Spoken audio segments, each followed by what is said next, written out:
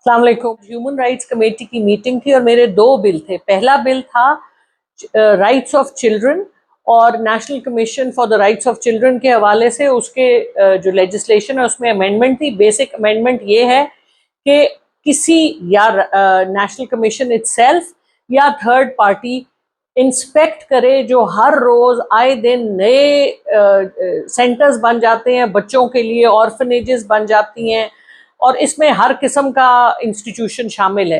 तो गवर्नमेंट और हुकूमत का ये काम है कि वो रेगुलेटर है, उसको इनकी देखना है कि वहाँ पर क्या हो रहा है, आया वहाँ पर बच्चों का ख्याल रखा जा रहा है, सोशल कल्चरल इश्यूज और बाकी मसाइल नहीं हो रहे, क्योंकि छोटे बच्चे बच्चियों के साथ बहुत मसाइल होते हैं जो इन होम्स में होते हैं। और इसके ऊपर मेरा 2023 का ये बिल है। आप अब देखें 25 का आधा गुजर चुका है, लेकिन मिनिस्ट्री ऑफ ह्यूमन राइट्स टस से मस नहीं होना चाहती कि पब्लिक इंटरेस्ट का कोई भी काम हो वो एक्सेप्ट नहीं करना चाहती।